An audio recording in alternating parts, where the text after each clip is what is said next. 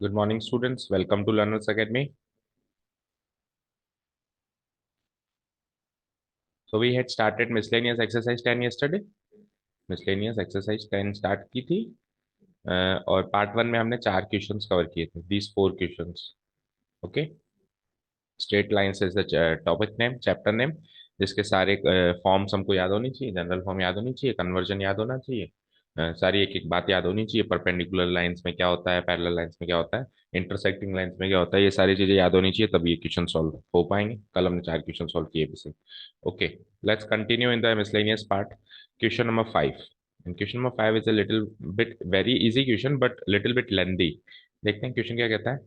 Find perpendicular distance from the origin of the line joining this and this point. ठीक है. एक line है जो इन दो पॉइंट्स को ज्वाइन कर रही है, cos theta sin theta comma cos phi sin phi. कैसे रीड करते हैं इसको? फाई ग्रीक लेटर्स है ना. थीटा भी वैसे ग्रीक लेटर है. cos theta sin theta, cos phi sin phi. एक पॉइंट है जिसके coordinates cos theta sin theta है, लेट्स से ये पॉइंट ए है. और एक पॉइंट है जिसके coordinates cos phi sin phi है, लेट्स से ये पॉइंट बी है. ए एक पॉइंट है, बी भी एक पॉइंट है. इन दो पॉइंट को ज्वाइन करके एक लाइन सेगमेंट बनानी है. बन गई लाइन सेगमेंट. अब इस लाइन सेगमेंट कह लो या लाइन कह लो, एक लाइन है मतलब इन दो पॉइंट से गुजर रही है ना. ठीक है. एक लाइन है, actually it is a line जो इन दो पॉइंट से पास थ्रू हो रही है. एक ए से पास हो रही है और एक बी से पास हो रही है. अब इस लाइन की ओरिजिन से दूरी बतानी है. लेट से ओरिजिन कहीं भी है, मान लो ओरिजिन यहाँ है. तो ओरिजिन से दूरी, दूरी का मतलब क्या होता है? परपेंडिकुलर दूरी. Distance means the perpendicular distance. तो ये मान लो ये परपेंडिकुलर ड्रॉ किया मैंने, ये ओरिजिन ओ है, ओ से लेके पी मैंने इस लाइन पे परपेंडिकुलर ड्रॉ किया, तो आपको ओपी की लेंथ बतानी है. यही तो दूरी होगी. ये तो दूरी होगी ओरिजिन से इसकी. तो देखो आपने नोटिस किया कि मेरे को कहीं भी एक्स एक्सिस वाई एक्सिस की ऐसी कोई खास जरूरत नहीं पड़ी. तो मैं हमेशा आपको सजेस्ट करता हूँ कि जब जरूरत ना हो एक्स एक्सिस वाई एक्सिस की, तो आप यूक्लिडियन ज्योमेट्री बना लो, उससे आसान लगता है फिगर. और अगर आप इसको यूक्लिडियन उसमें कोऑर्डिनेट ज्योमेट्री में बनाओगे तो भी हो जाएगा, बट उसमें फिर ये A B line first quadrant से आ रही है कि सेकंड से आ रही है कि थर्ड से आ रही है फोर्थ से आ रही है, हमको कुछ अता पता भी है नहीं. तो फिर हम दो तीन केस मान लेते हैं, यार ऐसे होगी, तो इससे अच्छा बनाओ मत एक्स एक्सिस. जब श्योर हो ना भाई हाँ ये एक्स एक्सिस के इधर से वाई एक्सिस के इधर से गुजरेगी, तभी आप कोऑर्डिनेट ज्योमेट्री बनाओ. तो अभी मैं इसको यूक्लिडियन ज्योमेट्री में बना दूं करीब करीब इस तरीके से, तो थोड़ा सा फेयर बना दूं मैं इसको. तो लेट्स से एक बार अभी शीट में करते हैं क्योंकि हो सकता है थोड़ा क्वेश्चन लेंदी हो. तो लेट्स से लाइन तो है ये, लाइन तो है ये, राइट. सीधी बना देता हूं मैं ना. ठीक है. और पॉइंट है मेरा ओरिजिन. ओरिजिन जो पॉइंट है वो मान लो यहाँ पे कहीं है. ठीक है. ठीक है. तो ओरिजिन से परपेंडिकुलर डिस्टेंस बनानी है मुझे. तो ओरिजिन से परपेंडिकुलर डिस्टेंस कुछ ऐसे बन जाती है, राइट. अब इस डिस्टेंस की मुझे मतलब इस ओरिजिन से जो मैंने परपेंडिकुलर डिस्टेंस बनाया इसकी मुझे लेंथ चाहिए. ये ओरिजिन है और लेट से foot of the perpendicular P है ना. और ये लाइन जो है दो पॉइंट से पास होती है, ए से और बी से, जिसके आपको कोऑर्डिनेट्स भी गिवन है. तो लेट से वो ए और बी कहीं पर भी हो सकते हैं वैसे तो, पर मैं यहाँ और यहाँ मान लेता हूँ. ठीक है. वैसे वो कहीं पर भी हो सकते हैं. हो सकता है कि वो बी से ऊपर ही होते हो दोनों के दोनों, हो सकता है वो पी से नीचे ही होते हो सकता है इर्द गिर्द होते हो सकता है बी वहाँ होता हो या तो ए यहाँ होता हो, कहीं पर भी होता हो मुझे पता नहीं. तो हाल फिलहाल के लिए मैं ए और बी यहाँ मान लेता हूँ. ए के कोऑर्डिनेट्स क्या है? Sine theta cos theta. Cos theta sine theta. Cos theta comma sine theta. और बी के कोऑर्डिनेट्स क्या है? Cos five comma sign five. Fine. ये इसके कोऑर्डिनेट्स है, इसके कोऑर्डिनेट्स है. ठीक है फाइन. और आपको क्या चाहिए? डिस्टेंस ओ भी चाहिए, राइट. Question mark. ये डिस्टेंस चाहिए आपको, समझ आया. अच्छा ओरिजिन के कोऑर्डिनेट्स 0,0 होते हैं, ये बताने की जरूरत. ठीक है. तो एक तरीके से आपको डिस्टेंस फॉर्मूला ही तो लगाना है. अब डिस्टेंस फॉर्मूला लगाने के लिए आपको जिस पॉइंट से आप दूरी निकाल रहे हो उसके कोऑर्डिनेट चाहिए होते हैं, x1 y1 वो तो है. और जिस लाइन से आप दूरी निकाल रहे हो उस लाइन की क्या चाहिए होती है? इक्वेशन. Very good. उस लाइन की क्या चाहिए होती है जनरल फॉर्म में? इक्वेशन. अब इक्वेशन नहीं है आपके पास, लेकिन आपके पास दो पॉइंट्स तो हैं. तो दो पॉइंट्स की मदद से इक्वेशन नहीं बनाई जा सकती क्या? तो अभी अगर ये न्यूमेरिक फॉर्म में होता है ना बहुत आसान क्वेश्चन होता है. बस प्रॉब्लम यही कि न्यूमेरिक फॉर्म में नहीं है, ट्रिग्नोमेट्रिक फॉर्म में. तो ट्रिग्नोमेट्रिक फॉर्म में बस थोड़ा कॉम्प्लिकेटेड सा लगेगा. ये एक्स का जो कोएफिशिएंट है कोस थीटा साइन फाई इस फॉर्म में बनेगा. बाकी है क्वेश्चन वैसा का वैसा ही करने का. ओके. चलो तो let's find out the equation of line. Let's say इस लाइन का नाम भी रख देते हैं एल. लाइन का नाम क्या रख देते हैं? एल. तो let's find the equation of line here. The equation of line L. Equation of line L passing through two points. Passing through two points. Two points. और दो पॉइंट्स कौन कौन से हैं? एक तो ए है जिसके कोऑर्डिनेट्स हैं cos theta comma sine theta, and second point is B, उसके कोऑर्डिनेट्स हैं cos phi comma sine phi, is given by, is given by. बोलो, दो पॉइंट गिवन है तो इक्वेशन ऑफ लाइन कैसे लिखते थे? टू पॉइंट फॉर्म में कैसे लिखते थे? Hmm, upon x2 minus x1 multiplied bye,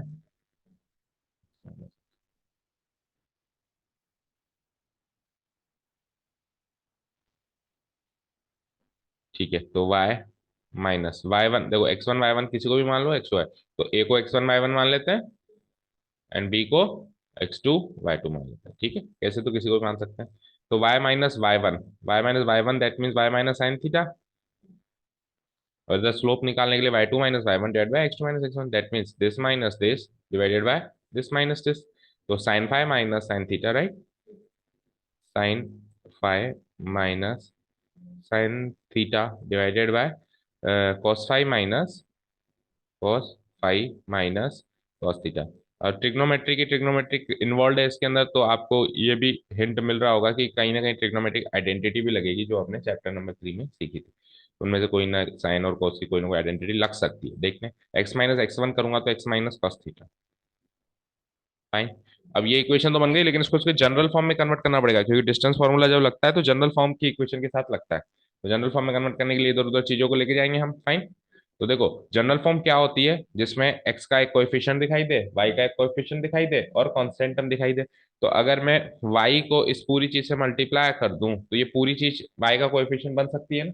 देखो, आपको डिसाइड करना होता है कि कैसे आपको लिखना है। देखो, मैं इसको ऐसे भी लिख सकता हूँ, y cos theta minus y cos phi, y cos phi minus y cos theta, ऐसे भी लिख सकता हूँ। अलग ऐसे भी लिख सकता हूँ, y cos phi minus y cos theta, मैं ऐसे भी लिख सकता हूँ। लेकिन इसमें मुझे y का कोएफिशिएंट कहाँ मिला? y का कोएफिशिएंट मिला ही नहीं, तो मुझे इसको ऐसे ही लिखना पड़ेगा ना, y into cos phi minus cos theta. ऐसा करने से क्या होगा? मुझे ये y का कोएफिशिएंट मिल जाएगा, क्योंकि जनरल फॉर्म में आपको x का कोएफिशिएंट चाहिए, y का कोएफिशिएंट चाहिए, कांस्टेंट। तो आपको डिसाइड करना होगा आप कैसे चीजों को लिखोगे। तो y से पूरा का पूरा मल्टीप्लाई करके लिख दूं ताकि y का कोएफिशिएंट साफ साफ दिखाई दे। ओके। और y इसके अलावा और कहीं आ भी नहीं रहा कि कहीं और सॉल्व होके मिले, कहीं और नहीं आ रहा, ठीक है ना। तो मैं क्या कर दूंगा, इसको सिंप्लीफाई करते हैं हम लोग। तो y multiplied by cos phi minus cos theta, ये तो एज इट इज लिख दिया। लेकिन अब ये देखो, इसको मैं ऐसे नहीं लिखूंगा क्योंकि ये तो कांस्टेंट टर्म है, तो कांस्टेंट टर्म तो अलग अलग मल्टीप्लाई होगी ना, है ना? तो इसको मैं मल्टीप्लाई करके लिखूंगा, दूसरी चीज को मल्टीप्लाई करके। तो minus sine theta into cos phi क्या होगा? Minus sine theta cos phi होगा, minus sine theta cos phi होगा, और माइनस माइनस प्लस, प्लस क्या हो जाएगा? वो sine theta cos phi, sine theta cos theta, sine theta cos theta, right? Sine theta, ये तो एलएचएस पार्ट है अभी, समझ आए? अब आरएचएस में चलते हैं। Equal to, equal to again देखो, अब एक्स से मल्टीप्लाई करेंगे तो एज इट इज लिख देंगे क्योंकि एक्स का कोएफिशिएंट चाहिए, और फिर इससे मल्टीप्लाई करेंगे तो अलग अलग करके करेंगे, ठीक है। तो एक्स से मल्टीप्लाई करते टाइम मैं लिख देता हूँ उसको X multiplied by sine phi minus sine theta. Fine. और अब कॉन्स्टेंटम के लिए अलग अलग करो तो साइन थीटा कॉस थीटा, नहीं साइन फाई कॉस थीटा। देखो, फाई और कॉस थीटा, फाई और थीटा में डिफरेंस ध्यान से देखना, ये फाई है ये थीटा है। तो sine phi cos theta minus sine theta cos theta minus sine theta cos theta. यहाँ तक कोई डाउट? बोलो। अब देखो, साइन थीटा कॉस थीटा दोनों साइड आया है क्या? आया है दोनों साइड, चेक करो। लेकिन देखो, मैंने माइनस कर दिया, प्लस में कहा आएगा ना। देखो क्या किया मैंने, इसको इससे मल्टीप्लाई, इसको नहीं, इसको इससे मल्टीप्लाई किया तो क्या किया मैंने, sine theta sine phi cos theta minus का लगाया, उल्टा कर दिया। देखो मैंने, एक मिनट रुको, फिर से देखो, ये माइनस का आएगा ना, ये माइनस का आएगा ना, इसको माइनस वाले से मल्टीप्लाई कराएंगे तो ये माइनस का आएगा, और इसको इससे मल्टीप्लाई करेंगे तो sine theta cos theta plus वाला आएगा। उल्टा कर दिए, इसको सही कर दो एक बार, ये माइनस का आएगा, ये प्लस का आएगा, समझ आया? और देख लो ढंग से, सही कर रहे हैं कि नहीं कर रहे हैं। ठीक है। अब सुनो, इधर एलएचएस में भी sine theta cos theta plus का, और आरएचएस में भी sine theta cos theta plus का, तो ये तो गया। इसको तो खत्म करो, जो चीज स्ट्रेट अवे खत्म हो रही है। ठीक है। अब कांस्टेंट टर्म के लिए मेरे पास दो टर्म्स हैं, एक एलएचएस में है और एक आरएचएस में। जनरल फॉर्म में सब कुछ एलएचएस में चाहिए होगा, है ना। तो एक काम करते हैं, ये एक्स वाली टर्म पॉजिटिव भी रखने की आदत है अपने को, तो सबको इधर ले आते हैं, इसको भी इधर ले आते हैं और इसको भी इधर ले आते हैं, ठीक है, और एक इक्वेशन बना लेते हैं जनरल फॉर्म में। ठीक है, बनाने की कोशिश करते हैं। देखो, इंप्लाइज एक्स वाली टर्म क्या है, X into sine phi minus sine theta. बस इस क्वेश्चन में जो डिफिकल्ट पोर्शन है वो यही है, sine theta cos phi sine theta को ढंग से सॉल्व कर ले, बाकी कुछ भी नहीं है इस क्वेश्चन में, राइट। अब वाई वाली टर्म इधर लाएंगे तो ये पॉजिटिव से नेगेटिव, तो minus Y multiplied by cos phi minus cos theta, सही किया है। ठीक है, अब कांस्टेंट टर्म की बारी। तो कांस्टेंट टर्म देखो, उधर वाला ये नेगेटिव इधर आके पॉजिटिव हो जाएगा, plus sine theta cos phi, और इधर जो ऑलरेडी रखा हुआ है माइनस का माइनस ही रहेगा, minus sine phi cos theta, समझे। चलो, और थोड़ा सा और सिंप्लीफाई कर सकता हूँ, देखो ध्यान से, एक्स की टर्म में तो कोई सिंप्लीफिकेशन नहीं है जरूरत, sine phi minus sine theta ही रख दो। लेकिन देखो, a x plus B y होता है ना, प्लस बी वाई, तो माइनस को भी अंदर दे दो ताकि वाई का कोएफिशिएंट भी दिखाई दे। माइनस बी वाई थोड़ा होता है, प्लस बी वाई होता है, तो माइनस को अंदर मल्टीप्लाई कराएंगे तो अंदर वाले नेगेटिव हो जाएंगे, मतलब ये प्लस वाई हो जाएगा और माइनस क्या हो जाएगा, उल्टा हो जाएगा, कॉस थीटा पहले आ जाएगा, माइनस कॉस फाई हो जाएगा, समझे। और कांस्टेंट, अच्छा इक्वल टू जीरो भी तो लगा उधर, पिछले वाले स्टेप में सब कुछ इधर आएगा तो इक्वल टू जीरो। अच्छा, अब कांस्टेंट टर्म भी थोड़ी सी सिंप्लीफाइड फॉर्म में कन्वर्ट की जा सकती है, याद करो, देखो sine theta cos phi, sine phi cos theta, क्या ये sine A cos B minus, अगर मैं इसको पहले रीड कर लूं, इसको पहले रीड कर लूं, इसको बाद में रीड कर लूं, तो अब पढ़ो देखें, sign theta cos sine A cos B minus cos A sine B, है कि नहीं है ये, sine A cos B minus cos A sine B क्या होता था, sign A cos B minus cos A sine B क्या होता था, ट्रिग्नोमेट्रिक आइडेंटिटी याद करिए, याद है, नहीं है, तो sine of A minus B होता है ये, क्या होता है, sine of A minus B होता है।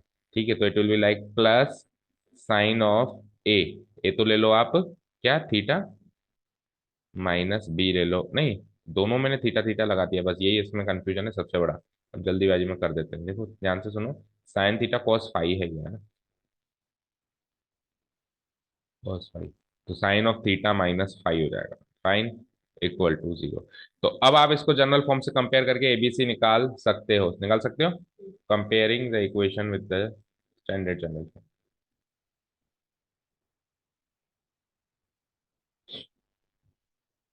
विथ स्टैंडर्ड जनरल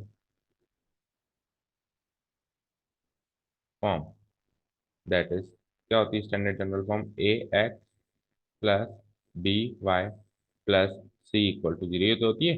तो वी गेट, निकालते हैं ए बी सी, तो निकालो स्ट्रेट अवे, देखो ए तो क्या आ जाएगा ये, बी क्या आ जाएगा ये, और सी क्या आ जाएगा ये।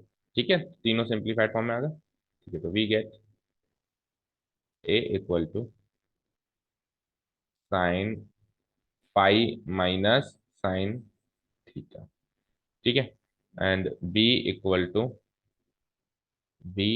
टू बोलो cos theta minus cos phi, and C equal to sine of theta minus phi, तीनों आ गए।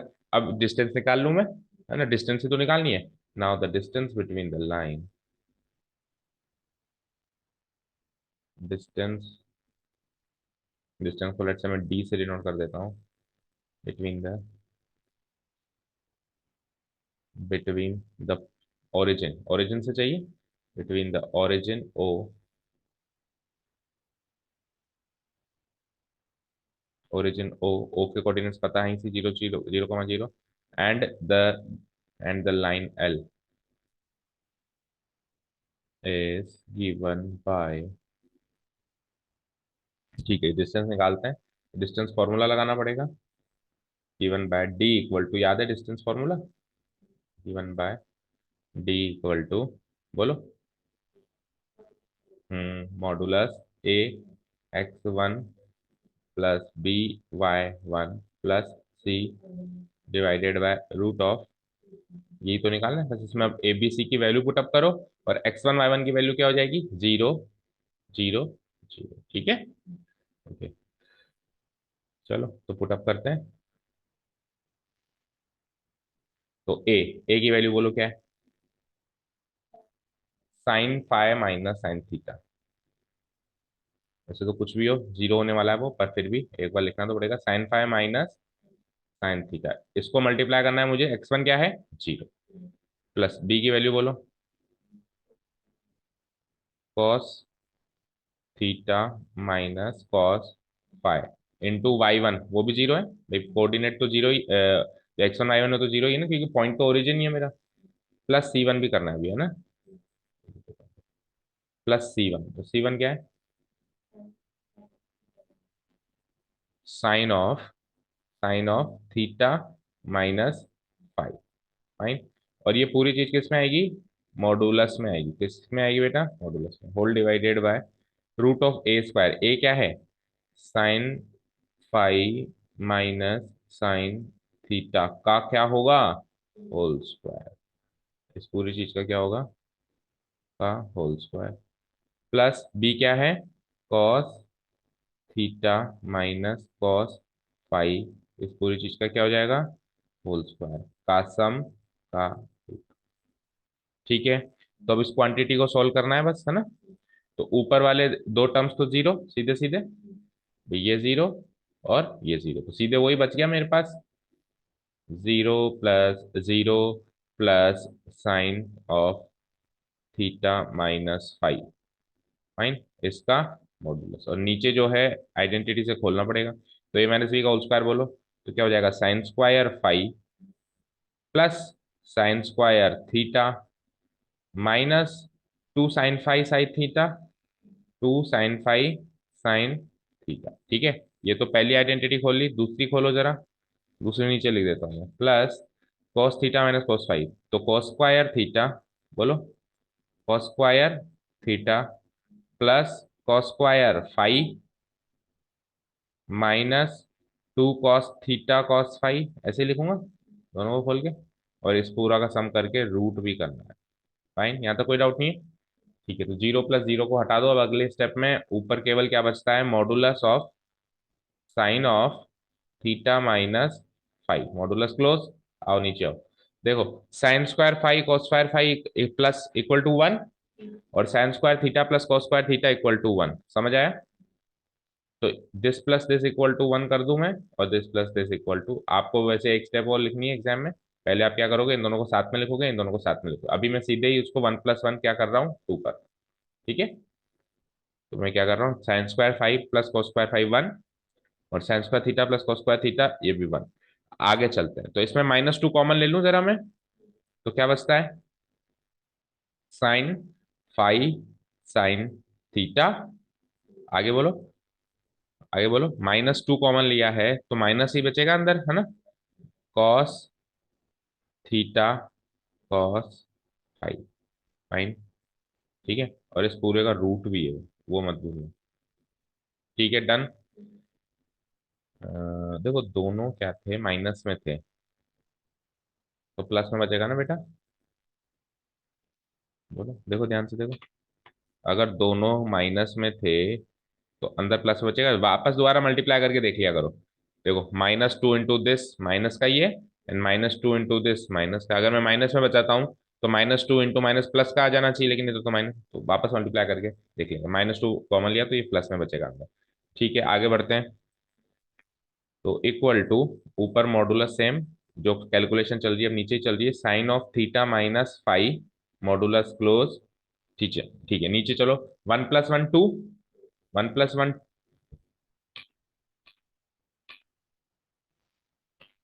वन प्लस वन टू, और टू, उसमें भी टू, तो टू और टू कॉमन ले लूं दोनों का। तो मैं क्या कर सकता हूँ? रूट ऑफ, ये तो ले लिया मैंने टू कॉमन, टू कॉमन ले लिया तो इधर से वन बचा, माइनस उसका भी टू कॉमन ले लिया तो अंदर से ये पूरा तामझाम बचा। और इस पूरे तामझाम को भी सॉल्व किया जा सकता है अगेन आइडेंटिटी से। चेक करो। Sine theta, sine five sine theta plus cos theta cos phi, मतलब इस वाले को पहले रीड कर लो। देखो, इस वाले को पहले रीड कर लो, इसको बाद में रीड करो, अब पढ़ो। तो sine five sine theta cos phi, cos phi cos theta, sine five sine theta cos phi cos theta. तो एक तरीके से आइडेंटिटी बनती है ये। आइडेंटिटी क्या बनती है? Sine A sine B plus cos A, इसको पहले रीड कर रहा हूँ, कॉस ए कॉस बी, तो sine A sine B plus cos A cos B क्या बनता है? नहीं, cos of A minus B. Cos of A minus B क्या होता है? Cos A cos B plus sine A sine B, और cos of A plus B क्या होता है? Cos A cos B minus sine A sine B, sine change हो जाता है ना, तो ये क्या हो जाएगा? Cos of A minus B. तो ए कौन हो जाएगा मेरा? कुछ भी ले लो, नहीं ए कौन हो जाएगा बताओ? कुछ भी ले सकते हो वैसे तो,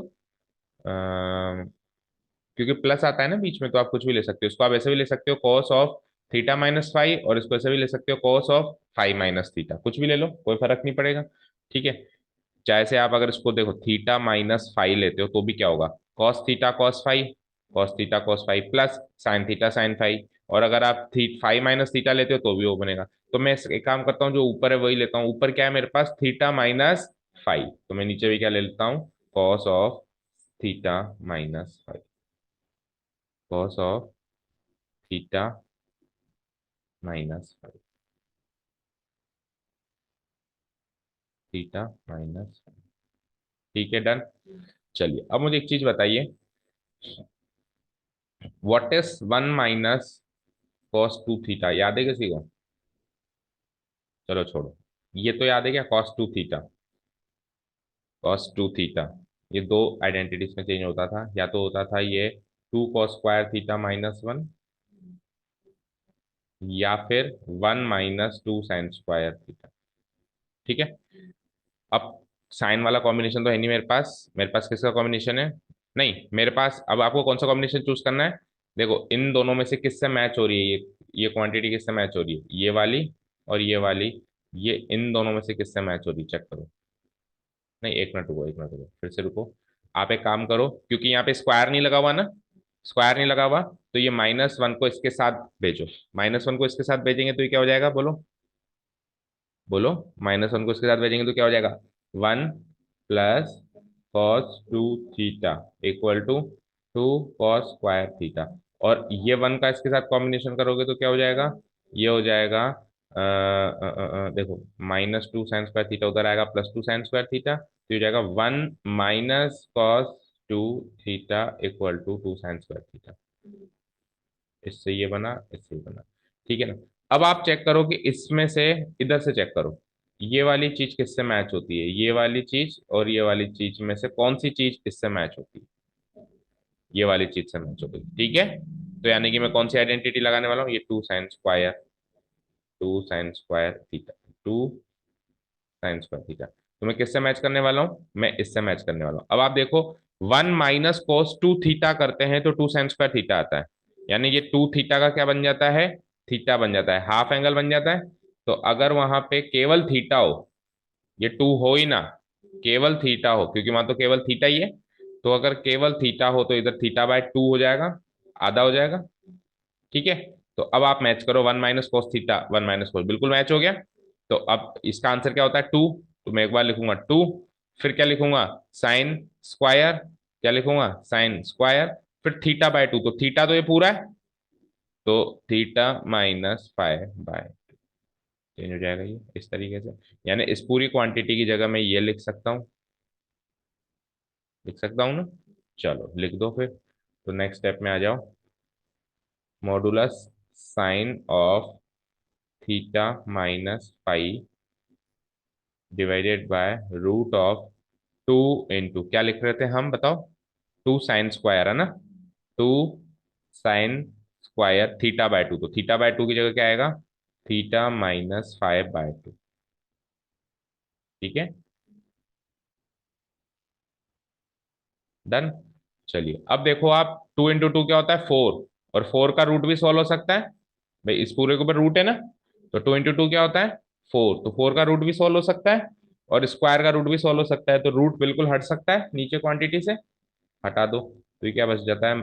modulus sine of theta minus five, modulus close, two into two four का रूट टू, दोनों का रूट सोल्व हो रहा है, और साइन स्क्वायर से रूट कट जाएगा, तो क्या बचेगा? Two sine of theta minus five by to.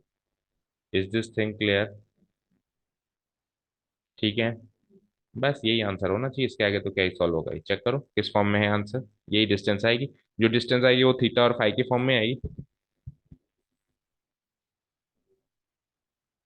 Exactly यही आ रही है।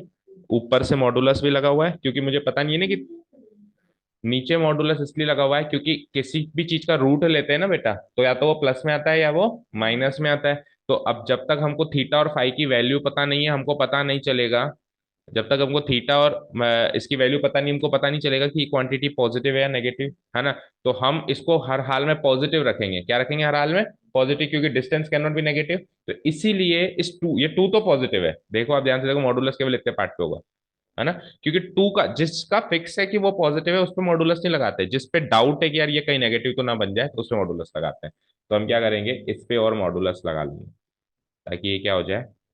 क्या हुआ? कोई है क्या?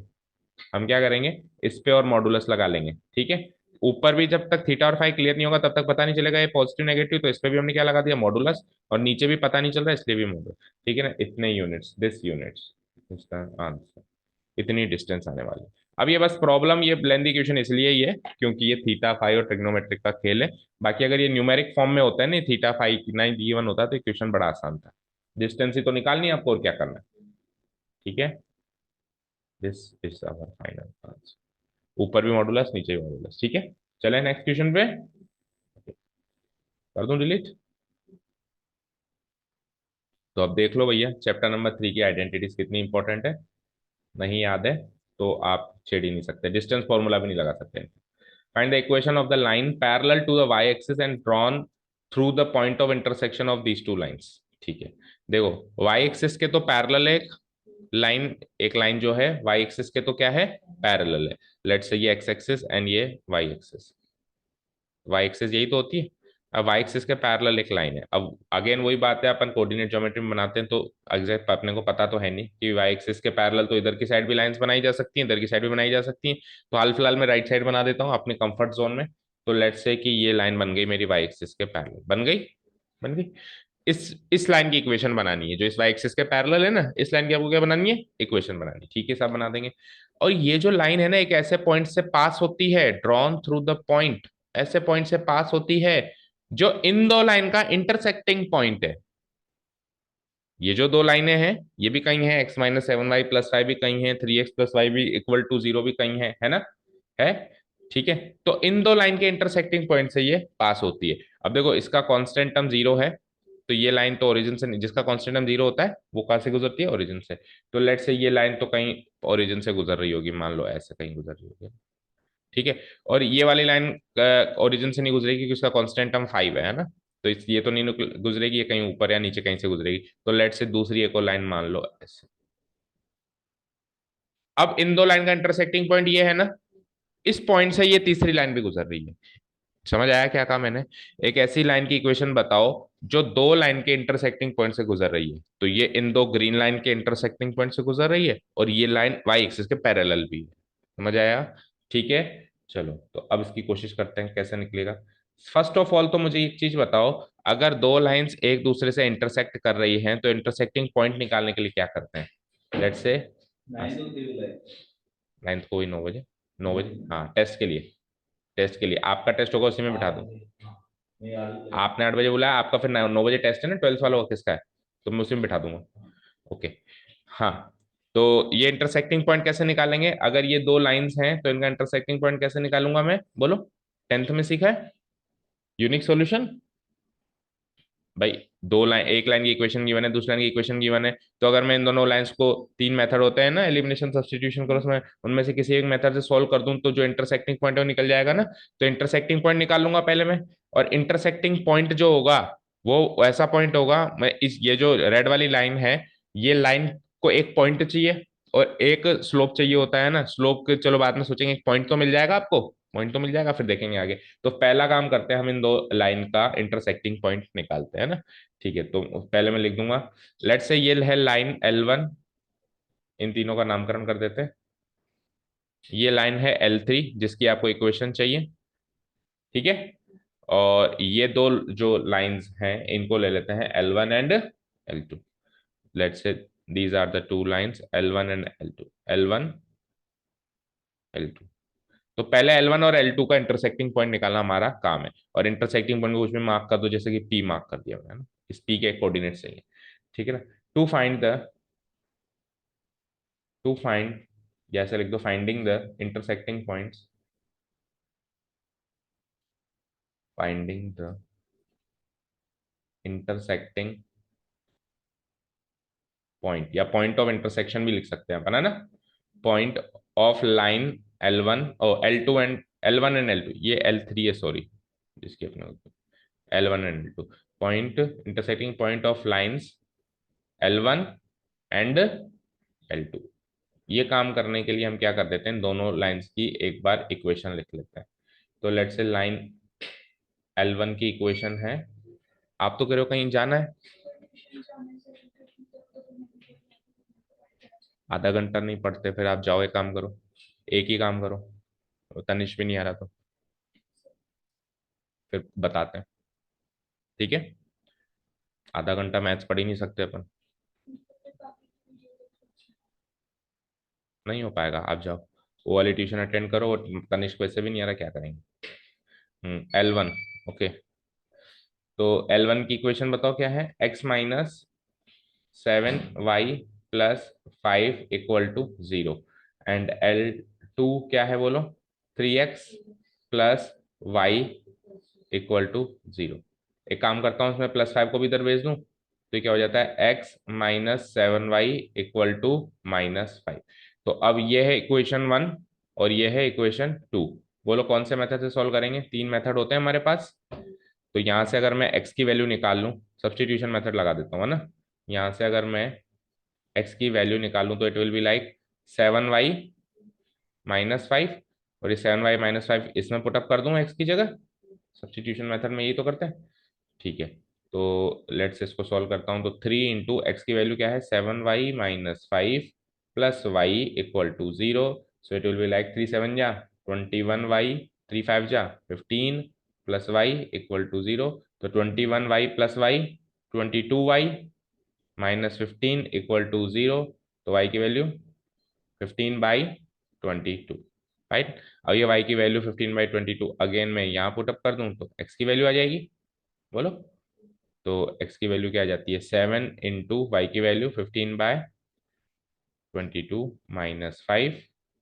तो सॉल्व तो ये हो नहीं रहा, 15 7 जा कितना होता है, 105/22 -5, तो 105, 22 5 जा होता है, 5 2 जा 10, 110 डिवाइडेड बाय 22, और 105 में 110 गया तो -5/22, ठीक है। So this is my x की value and this is my y की वैल्यू, यहाँ तक क्लियर। पॉइंट ऑफ इंटरसेक्शन निकाल लिया, कैलकुलेशन मिस्टेक अगर हो तो देख लेना, कॉपी पेस्ट मत करना ना। ये मैंने यहाँ पे डाला है, पुट किया है y की वैल्यू, और ये x की वैल्यू मैंने कहाँ पुटअप करी थी, यहाँ पुटअप करी, इस तरीके से सॉल्व हुआ है, fine. So the point of intersection is, so the point of intersection is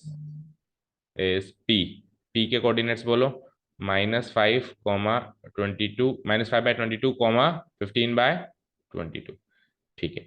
यानी कि ये P के कोऑर्डिनेट्स मिल गया मुझे, क्या मिले बोलो, मैं लिख भी देता हूँ, -5/22 यहाँ तक क्लियर है। अब सुनो, ये लाइन जो है L3 जिसकी आपको इक्वेशन बनानी है, वो लाइन किसके पैरेलल है, y के पैरेलल है, फाइन। y एक्सिस के, y के क्या होता है, वाई एक्सिस, थोड़ी इज्जत दो, एक्सिस है वो, कोऑर्डिनेट एक्सिस है, एक्स एक्सिस वाई एक्सिस, ठीक है। तो ये वाई एक्सिस के पैरेलल है, तो वर्टिकल लाइन हो गई। तो वर्टिकल लाइन की इक्वेशन, स्टैंडर्ड इक्वेशन क्या होती है, x = c, या कोई भी कांस्टेंट है, x = c। तो x = c टाइप की इक्वेशन होती है, तो यानी कि x कोऑर्डिनेट ही होगा वहां पे, x कोऑर्डिनेट वही तो होगा जो इस पॉइंट का x कोऑर्डिनेट है। मुझे बताओ, ये पॉइंट का कोऑर्डिनेट अगर ये है, इसका मतलब यहां से लेके यहां तक की दूरी इतनी है, तो यहाँ से लेके यहाँ तक की दूरी भी इतनी होगी, यहाँ से लेके यहाँ, ये कांस्टेंट x डिस्टेंस मिल गई ना आपको, कितनी मिल गई, -5/22, तो x = -5/22 ही इस लाइन की इक्वेशन हो जाएगी, क्योंकि वर्टिकल लाइन की इक्वेशन ऐसी तो होती है, x = समथिंग, दैट्स इट। वो x की वैल्यू क्या है, जो इस p पॉइंट का कोऑर्डिनेट है, p पॉइंट का x कोऑर्डिनेट है, मैच हो रही है आंसर, ठीक है। तो कैसे लिखूंगा मैं, एक लाइन में खत्म कर दूंगा नीचे, now the equation of line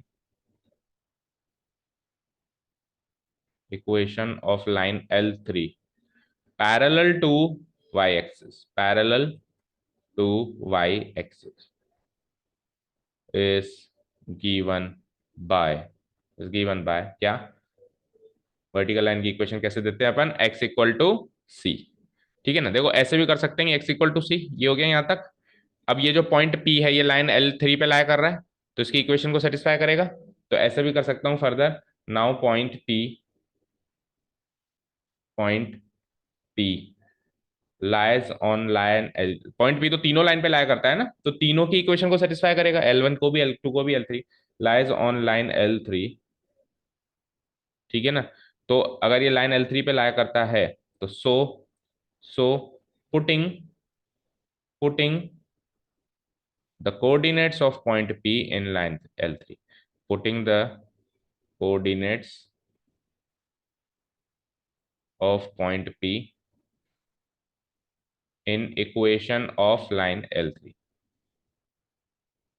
line L3 की इक्वेशन में इसको पुटअप कर दूं तो वी गेट, तो देखो लाइन L3 की इक्वेशन क्या थी, x इक्वल टू सी, तो y कोऑर्डिनेट तो है ही नहीं, तो जो है वही पुटअप करूंगा, तो x कोऑर्डिनेट क्या है, -5/22, तो क्या हो जाएगा, माइनस x की जगह डाल दूंगा मैं -5/22 इक्वल टू सी, तो सी की वैल्यू आ गई, सी की वैल्यू तो चाहिए उसमें, सी की वैल्यू को अगेन मैं इसमें इक्वेशन में पुटअप कर दूं, लेट्स से ये इक्वेशन 1 थी मेरी, है ना, ये इक्वेशन 1 थी, ये इक्वेशन 2 थी, और ये इक्वेशन 3 थी। तो इस इक्वेशन 3 में अगेन में एक लाइन स्पेस नहीं बचा, आप लिख देना putting the value of C, putting the value of C in equation 3, we get finally मुझे इक्वेशन 3 कंप्लीट मिल जाएगी, we get x equal to C की वैल्यू क्या है, -5/22, तो इसी फॉर्म में है या किसी और फॉर्म में वो भी चेक, इसी फॉर्म में, तो यही मेरा आंसर हो जाएगा, x equal to -5/22 is the equation of line L3। वैसे सीधे भी देख सकते हो, x इक्वल टू सी एक कांस्टेंट होता है ना, तो वो सी कांस्टेंट क्या होता है, कोई भी एक पॉइंट मिल जाए मुझे उससे, तो उसी का x कोऑर्डिनेट होता है, तो पॉइंट P मिल गया। और नहीं तो ऐसे घुमा फिरा के भी बात कह सकते हैं कि पॉइंट P उस पर लाया करेगा, तो उसके x कोऑर्डिनेट को पुटअप करके देख लेते हैं, सी की वैल्यू आ जाएगी, सी की वैल्यू को वापस उस इक्वेशन में पुटअप कर देंगे, तो x इक्वल टू सी, वो इक्वेशन मेरी कंप्लीट हो जाएगी। डन, समझ में आया, चले नेक्स्ट क्वेश्चन में, कर दूं delete, okay. Next question is question 6 किया अभी, find the equation of a line drawn perpendicular to this line through the point where it meets the Y axis. Question का मतलब समझ में आया क्या, पढ़ो एक बार, क्वेश्चन का मतलब समझ में आया क्या, क्योंकि ये मिसलेनियस और आखिरी जो एक्सरसाइज 10.3 पढ़ी ना आपने, इसमें बस यही है कि क्वेश्चन का मतलब समझ लो तो आधा क्वेश्चन सॉल्व है। बोलो, क्वेश्चन का मतलब समझ में आया क्या?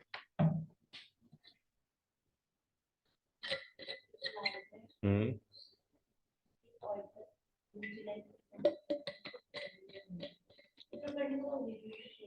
इस लाइन से, एक ऐसी लाइन है, ये लाइन है, मान लो कहीं पर भी लाइन है, इस लाइन की इक्वेशन ये गिवन ही है सामने जो ऊपर दिखाई दे रही है, इस लाइन के परपेंडिकुलर एक लाइन है, ठीक है ना, इस परपेंडिकुलर लाइन की इक्वेशन बनानी, इसकी तो गिवन है, इसकी तो ये गिवन है, और इसकी मुझे पता करनी है। ठीक है, अब ये क्या कह रहा है, through the point where it meets the Y axis. अच्छा, ये वाली जो लाइन है ना, ये पहली वाली लाइन, ये कहीं ना कहीं वाई एक्सिस पे मीट करती है, तो जिस पॉइंट पे ये वाई एक्सिस पे मीट करती है उसी पॉइंट पे ये लाइन इसके परपेंडिकुलर है। भाई ये लाइन इसके परपेंडिकुलर इस पॉइंट पे भी हो सकती है, ये लाइन इसके परपेंडिकुलर इस पॉइंट पे भी हो सकती है, इस पे भी हो सकती है, लेकिन ये परपेंडिकुलर कौन से पॉइंट पे, इस लाइन के और वाई एक्सिस के इंटरसेक्टिंग पॉइंट, वहां पे परपेंडिकुलर ड्रॉ होंगे। तो अब इतना सब कुछ करने के लिए तो आपको कोऑर्डिनेट एक्सेस बनाने ही पड़ेंगे, और कोई चारा है नहीं। तो let's draw the coordinate axes first, let's say ये है मेरे कोऑर्डिनेट एक्सेस। तो सबसे पहले तो जो लाइन ऑलरेडी गिवन है उसकी इक्वेशन, उसको उस लाइन को ड्रॉ करो। तो ये इंटरसेप्ट फॉर्म में गिवन है, तो इंटरसेप्ट फॉर्म में लाइन को ड्रॉ करना तो बड़ा आसान है। बोलो एक्स इंटरसेप्ट क्या है, 4, तो अंदाजे से 1 1 2 3 4, और वाई इंटरसेप्ट क्या है, 6, 1 2 3 4 5 6, ठीक है ना। तो X intercept Y intercept given है, तो लाइन को बनाना थोड़ा हमारे लिए आसान होता है, बना दो लाइन। तो एक लाइन तो मुझे मिल गई, इससे इसको मिलाना है बस, दैट्स इट, मिल गई है एक लाइन तो, लेट से लाइन L1 तो मुझे मिल गई। ठीक है, तो ये कितना है, ये यहां से लेके यहां तक कितना है, 4, है ना, यहां से लेके यहां तक ये 4 है, और यहां से लेके यहां तक ये कितना है, 6 यूनिट्स। ये 6 है, ये मुझे पता चल गया। ठीक है, अब सुनो, अब जो दूसरी लाइन है वो इस लाइन के परपेंडिकुलर है। देखो स्क्रीन पे, ये जो दूसरी लाइन है वो इस लाइन के परपेंडिकुलर है। तो परपेंडिकुलर देखो मैं ऐसे बना सकता हूँ, परपेंडिकुलर, परपेंडिकुलर मैं ऐसे बना सकता हूँ, परपेंडिकुलर, परपेंडिकुलर मैं ऐसे बना सकता हूँ, परपेंडिकुलर। लेकिन कहाँ, कौन से पॉइंट पे? जहां पे इस लाइन का मिलन वाई एक्सिस से हो रहा है। तो वाई एक्सिस से कहाँ मिलन हो रहा है? यहाँ पे, यानी इस पॉइंट पे परपेंडिकुलर बनानी है आपको। समझ गए? ठीक है, तो दूसरी लाइन जो परपेंडिकुलर बनानी है वो आपको इस पॉइंट पे बनानी है जहां इस ग्रीन लाइन और इस वाई एक्सिस का मिलन हो रहा है, यहीं पे हो रहा है। तो ये जो अब ये लाइन बन गई ना ब्लैक वाली, इसको, इसकी इक्वेशन आपको पता करनी है। ये है मेरी लाइन L2, जिसकी आपको इक्वेशन पता करनी है। समझ आ गया? ठीक है, this is line L2, the equation of which we are suppose to find answer. ये लाइन L2 है, इसकी इक्वेशन आपको पता करनी है। ठीक है, चलो, अब कैसे पता करें? देखो इस पॉइंट के कोऑर्डिनेट्स बताना क्या है, 4,0, क्योंकि एक्स इंटरसेप्ट 4 है, और इस पॉइंट के कोऑर्डिनेट्स बताना 6 है, वाई इंटरसेप्ट तो 0,6। ठीक है, और लेट से ये पॉइंट ए ले लो और ये पॉइंट बी ले लो। ठीक है, अब सुनो, ये L2 की इक्वेशन पता करने के लिए देखो L2 का एक पॉइंट तो मिल गया मुझे 0,6, L2 पे भी ला कर रहा है, तो एक पॉइंट तो मिल गया, एक पॉइंट मिल गया, तो एक्स्ट्रा चीज कौन सी चाहिए सोचो? स्लोप, वेरी गुड, स्लोप चाहिए, क्योंकि स्लोप पॉइंट फॉर्म से इक्वेशन बन जाएगी। बट कैसे निकालूं मैं स्लोप? कैसे निकालूं मैं स्लोप? जब दो लाइंस परपेंडिकुलर हैं तो एक का स्लोप निकालने तो दूसरे का निकल जाता है। तो इस लाइन की जब इक्वेशन ही गिवन है तो उससे स्लोप निकल जाएगा ना। इस लाइन की इक्वेशन ये गिवन है, x/4 plus y/6 equal to 1। इस लाइन की जब ये इक्वेशन ही गिवन है तो इसको स्लोप इंटरसेप्ट फॉर्म में कन्वर्ट कर दूं इस इक्वेशन को, तो वहां से इसका स्लोप आ जाएगा, उसके रिलेशन से उसका स्लोप आ जाएगा, उस स्लोप और इस पॉइंट को यूज करके इस लाइन की इक्वेशन बन जाएगी। शुरू करो। तो पहले तुम्हें क्या करना है, मुझे इस लाइन की इक्वेशन से स्लोप निकालना है ना। Here the equation of line L1 is given as equation of line L1 given है x/4 plus y/6 equal to 1। तो इसको सिंप्लीफाई करें तो 12 से मल्टीप्लाई कर दूं तो 3x, 12 से इसको मल्टीप्लाई करते हैं 2y इक्वल टू 12 से 1 को मल्टीप्लाई करते हैं 12। अब आपको स्लोप चाहिए, आपको चाहिए क्या, उस हिसाब से आप कन्वर्जन करोगे। तो आपको स्लोप चाहिए, तो स्लोप निकालने के लिए आप क्या करते हो, इसको स्लोप इंटरसेप्ट फॉर्म में चेंज करते हो। तो उसके लिए 2y इक्वल टू 12 माइनस, या फिर -3x प्लस 12। तो बोलो y equal to -3/2 x plus 12/2 क्या होता है 6। तो इसको कंपेयर करूं अगर मैं slope intercept form, general slope intercept form क्या होती है, y equal to mx plus c। अब लाइन L1 है तो m1x लिख दूं और c को भी c1 लिख दो। चलो, तो यहां से वैसे तो m1 c1 दोनों ही क्लियर है, लेकिन c1 से तो मुझे मतलब था नहीं, c1 तो वैसे भी क्लियर था। देखो y c1 क्या होता है, y इंटरसेप्ट ही होता, तो y इंटरसेप्ट c6 से वो तो वैसे भी क्लियर है ना, देखो 6 से पास हो रही है वो, उसकी फॉर्म से भी क्लियर था। लेकिन मुझे मेन चीज क्या मिली, इसकी स्लोप मिल चुकी है, -3/2 मिल चुकी है इसकी स्लोप। तो सो द, यहाँ लिख देता हूं, so the slope of line L1 is, slope of line L1 that is, उसको मैं m1 से मार्क कर ही दिया हूं, that is m1 is equal to -3/2। चलो, अब दोनों लाइंस हैं perpendicular. Now it is given that line L1 is perpendicular to line L2।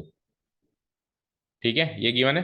तो अगर दोनों लाइंस परपेंडिकुलर हैं तो m1 m2 क्या रिलेशन होता है स्लोप में, परपेंडिकुलर लाइंस का, m1 into m2 equal to -1। So m1 तो गिवन है -3/2 इंटू m2 इक्वल टू क्या हो गया -1। दोनों साइड माइनस माइनस को प्लस कर दूं तो m2 की वैल्यू यानी दूसरी लाइन का स्लोप क्या आ जाएगा, 1 इंटू 2/3, यानी कि 2/3। सही किया, ये इनटू है तो उधर आके क्या हो जाएगा, 1/3/2 कर लो तो 2/3। तो ये आ गया इसका स्लोप। अब स्लोप है, एक पॉइंट है, तो निकाल लो इक्वेशन दूसरी लाइन की, निकालें। नाउ इस पोर्शन से स्टार्ट करता हूं मैं ये निकालना। नाउ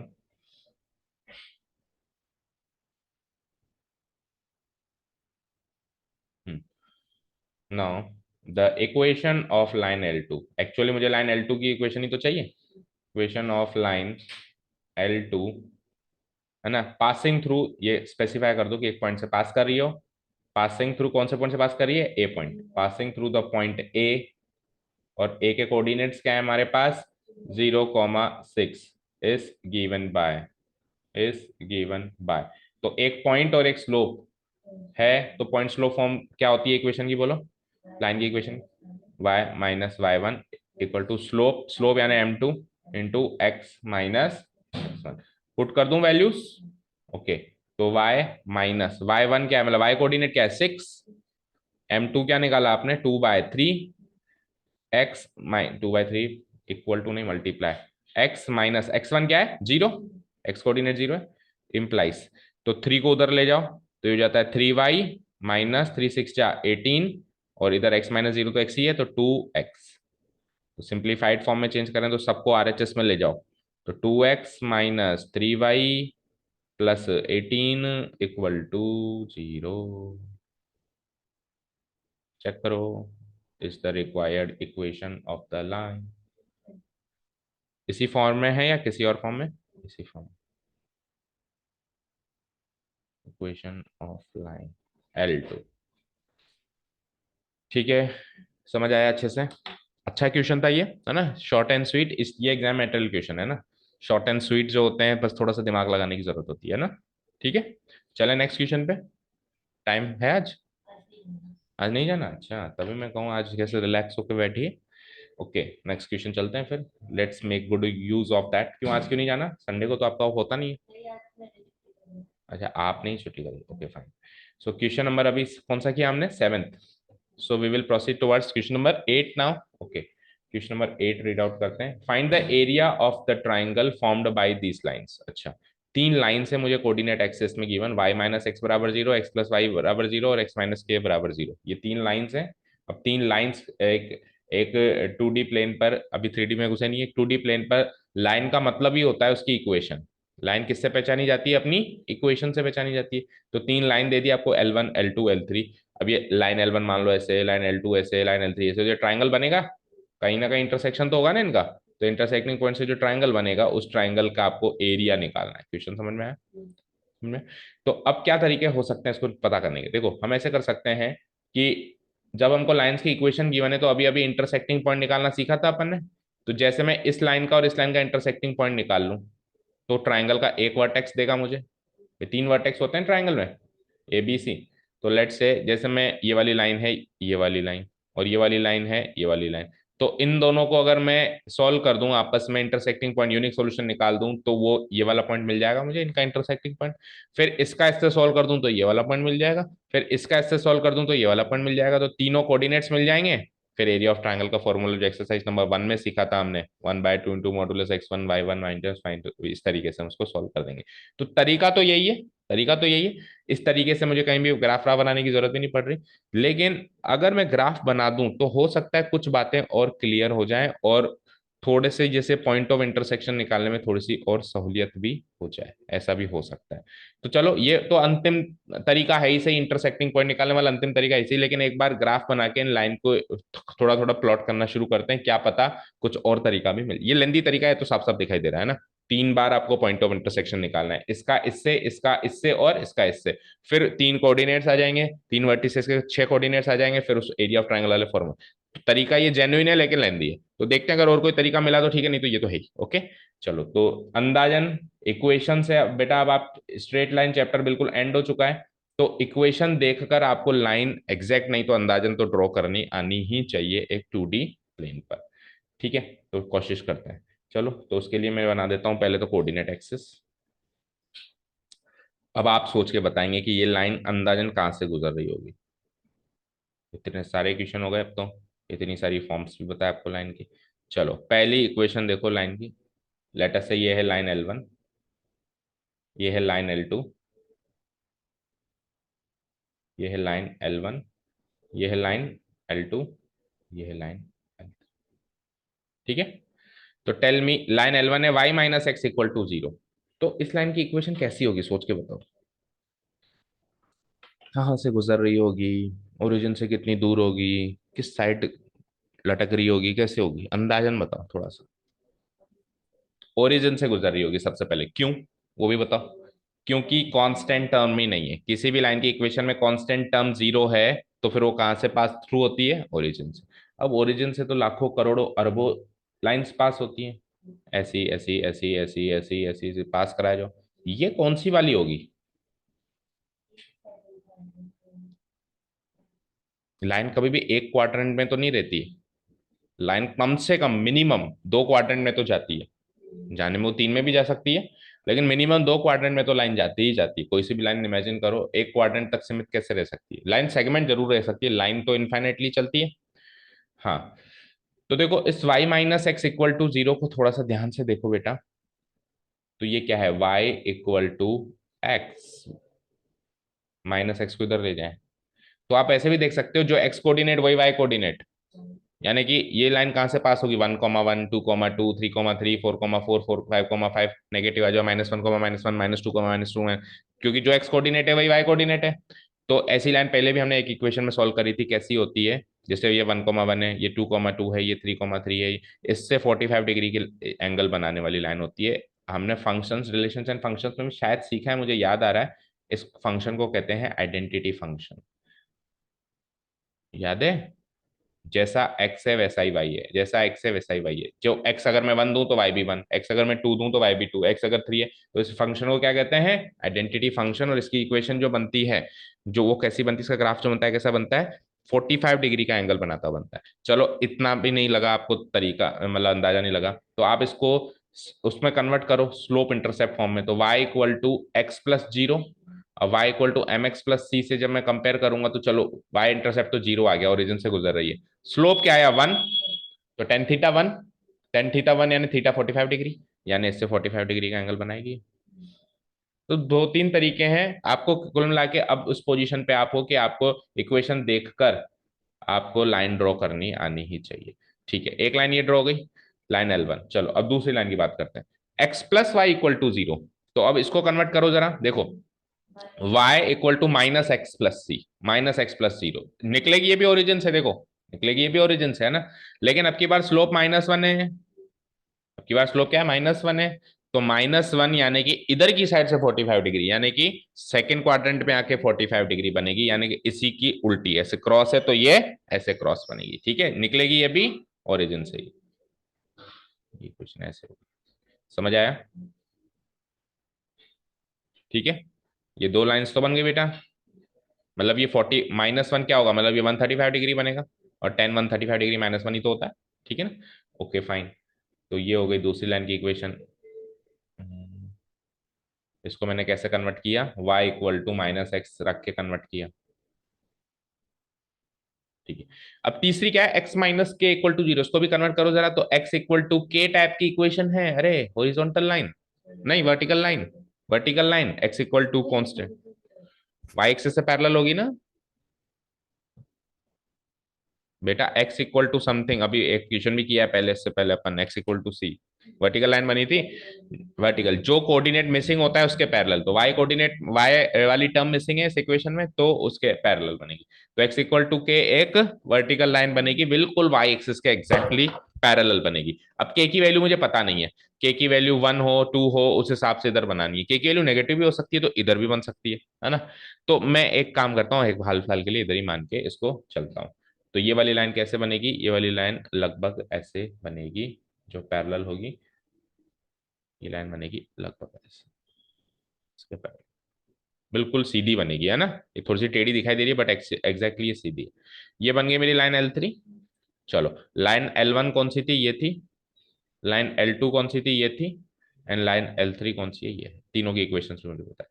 अब इनके कॉम्बिनेशन से ट्राइंगल आपको दिख ही रहा है, ये ट्राइंगल, ये ट्राइंगल नहीं, नीचे ये ट्राइंगल, ये ट्राइंगल, और ये ट्राइंगल दिख रहा है बेटा, ठीक है, ठीक है। लेट से ये तो ओरिजिन है ही ओ, लेट से ये इंटरसेक्टिंग पॉइंट ए है और ये इंटरसेक्टिंग पॉइंट बी है, तो आपको ट्राइंगल ओ ए बी निकालना है, ये आपका टारगेट हो गया, टेल मी आपको क्या निकालना है, triangle O A B, this is our target, ये वाला ट्राइंगल आपको निकालना है, समझ आया, समझ आया ना। ठीक है, अब निकालेंगे कैसे, वो है सवाल। तो अब हाँ बोलो। ओ ओ वाला तो 0,0 है, ठीक है, वो तो पता है ना। तो आप अगेन अभी भी वही सोच रहे हो कि मैं इनके कोऑर्डिनेट्स निकाल लूँ, है ना। कोऑर्डिनेट्स निकाल के फिर उस फॉर्मूला, आप कोऑर्डिनेट्स तो निकाल लो, फाइन, कोई प्रॉब्लम नहीं है, लेकिन आप ध्यान से सुनो, देखो मेरी बात सुनो। अगर एक 2D प्लेन पे कोई ऐसा ट्राइंगल बन रहा है जिसकी हाइट साफ साफ दिखाई दे रही है, तो half into base into height से हम ट्राइंगल का एरिया निकालें ना, हम क्यों लंबे फॉर्मूले में जाए। हाँ, अगर 2D प्लेन पे ऐसा ट्राइंगल बने, कोई ऐसे टेढ़ा मेढ़ा ट्राइंगल बने, तो उसकी हाइट तो समझ नहीं आ रही, कैसी इसकी हाइट होगी समझ नहीं आ रही। लेकिन अगर एक 2D प्लेन पर अगर ऐसा ट्राइंगल बन रहा है, ऐसा ऐसा ऐसा, और इसकी हाइट ये मुझे पता है, तो मैं half into base into height से निकालूं, वो ज्यादा आसान है। ठीक है, चलो वो हाइट सोचने के लिए भी आपको कोऑर्डिनेट्स तो सोचने पड़ेंगे, तो ये तो 0,0, ये तो क्या हो जाएगा, 0,0 ओरिजिनल। अब ए पॉइंट किस किस लाइन का इंटरसेक्शन है, चेक करो। L3 का और L1 का। तो L1 और L3 की इक्वेशन को अगर मैं मर्ज कर दूं, तो वहां से मुझे इस पॉइंट का कोऑर्डिनेट मिल जाएगा। अच्छा मुझे एक चीज बताओ, इतना कोशिश करने की भी क्या जरूरत है, इस लाइन की इक्वेशन पता है ना मुझे, क्या है, x इक्वल टू के। तो इस लाइन पे लाए होने वाला हर एक पॉइंट की एक्स कोऑर्डिनेट के होगी। x इक्वल टू के है इस लाइन की इक्वेशन, तो इस लाइन पे लाए होने वाले हर एक पॉइंट का एक्स कोऑर्डिनेट के होगा। तो इस ए पॉइंट का भी एक्स कोऑर्डिनेट के होगा, और वाई कोऑर्डिनेट भी के होगा, क्योंकि y बराबर एक्स है, y बराबर एक्स है। तो ए पॉइंट के कोऑर्डिनेट्स क्या निकल गए, के। अच्छा, इसका भी एक्स कोऑर्डिनेट के ही होगा, क्योंकि इस लाइन पे लाए होने वाले तो हर एक पॉइंट का एक्स कोऑर्डिनेट के होगा। अब y कोऑर्डिनेट क्या होगा, -x, ये L2 के साथ इंटरसेक्ट कर रही है, तो -k, निकल गए तीनों ही। तो ग्राफ बनाने से फायदा हुआ ना। अब आप क्या करोगे, half into base into height, है ना। हाफ इंटू, अब मैं पूरी ये रामायण नहीं लिख रहा हूँ जो अब मैंने आपको समझाई, मैं सीधे एरिया ऑफ ट्राइंगल का फॉर्मूला लगा रहा हूँ, है ना। एरिया ऑफ, इसकी रामायण आप अपने आप लिखने की कोशिश करें। ट्राइंगल ओ ए बी क्या होता है, half into base into height, half into base into height, यही होता है। ठीक है, तो देखो अगर मैं बेस इसको मान लूं AB, तो हाइट हो जाएगी मेरी OA, ये हाइट हो जाएगी, है ना। तो हाफ इंटू बेस क्या हो गया, AB, इंटू हाइट क्या हो गई मेरी, इसको इंटरसेक्टिंग पॉइंट को ले लो आप, लेट से C, तो OC। ठीक है, अच्छा सी पॉइंट के भी कोऑर्डिनेट्स बताओ, k,0। अरे इस लाइन पे लाए होने वाले हर एक पॉइंट का एक्स कोऑर्डिनेट तो के है, वाई कोऑर्डिनेट सोचते जाओ, अगर एक्स एक्सिस पे तो 0, थोड़ा ऊपर एक है, अच्छा जितना ऊपर है उतना ही नीचे, तो ऊपर अगर के था तो नीचे -k। ठीक है ना, very easy. Okay, so half into A B की लंबाई बताना जरा, ए से लेके बी की लंबाई। तो कितना ऊपर है के, कितना नीचे के, तो लंबाई 2k हो गई, k+k, है ना। लंबाई के ऊपर के, जैसे मान लो ऊपर 2 होता नीचे 2 होता, तो 2 और 2 4 यूनिट लंबाई होती। तो ए बी क्या हो जाएगा, 2k यूनिट्स। और ये कितनी है, ये भी तो के है, यहां से लेके यहां तक ये भी तो के है, इसके कोऑर्डिनेट, इसका अगर एक्स कोऑर्डिनेट k,0 है, तो ये यहां से लेके यहां तक की दूरी के है कि नहीं है, तो ये भी हो जाएगी के। तो 2 से 2 कटा, के square square units, answer match करो। सही है, तो काफी मजेदार क्वेश्चन था। ठीक है ना, इससे हमको ये वाला एरिया मिल चुका है, दिस वन, इससे हमको ये वाला एरिया मिल चुका है, शेड भी कर सकते हैं। ठीक है, डन। चलें एक क्वेश्चन और करें अभी। क्यों, विनय सर के तो 7:30 बजे है क्लास। हाँ, क्यों, क्या है जयपुर। अच्छा, कर दूं डिलीट इसको। चलो नेक्स्ट क्वेश्चन देखते हैं। Find the value of P so that these three lines में इंटरसेक्ट एट वन पॉइंट। ऐसी पी की वैल्यू बताओ ताकि ये तीनों लाइन एक पॉइंट पे इंटरसेक्ट करें। अच्छा देखो, दो लाइंस तो एक पॉइंट पे इंटरसेक्ट कर ही सकती है ना, मतलब जनरली करती हैं, बस लाइंस पैरेलल ना हो तो, है ना। बाकी 2D प्लेन पे दो लाइंस बनाए तो हम ऐसे मानेंगे दो लाइंस तो यार इंटरसेक्ट करेंगी करेंगी, कोई रोक ही नहीं सकता उनको, बस क्या हो वो पैरेलल ना हो, है ना। लेकिन तीन लाइंस एक प्लेन पे इंटरसेक्ट करना, एक पॉइंट पे इंटरसेक्ट करना मुश्किल है। जैसे मान लो मैंने तीन लाइन बनाई, एक ऐसे, और दूसरी कहीं भी बना लो ऐसे, और तीसरी कहीं भी बना लो जैसे आपकी इच्छा है ऐसे। तो ये तीनों एक पॉइंट पे का इंटरसेक्ट कर रही है, दो अलग अलग पॉइंट पे इंटरसेक्ट कर रही है ना। और ये भी मान लो तीन अलग अलग पॉइंट पे एक्चुअली इंटरसेक्ट कर रही है, एक दो तीन। इनको एक ही पॉइंट पे इंटरसेक्ट कराना है, तो वो थोड़ा सा मुश्किल है। लेकिन अगर कर जाएं तो उन तीन लाइंस को बोला जाता है कॉनकरंट लाइंस। क्या बोला जाता है? 9th 10th में सीखा आपने, कॉनकरंट लाइंस क्या बोला जाता है? So it is a concept of concurrent lines, यानी कि एक्चुअली आपको ये प्रूव करना है, आपको ये निकालना है कि पी की ऐसी वैल्यू बताओ, पी की ऐसी वैल्यू बताओ जिससे ये तीन लाइंस क्या बन जाए? कॉनकरंट बन जाए। जिससे तीन लाइंस क्या बन जाए? कॉनकरंट लाइंस बन जाए। पी की ऐसी वैल्यू बताओ, find that value of P so that these three lines are concurrent lines. ये क्वेश्चन बन गया।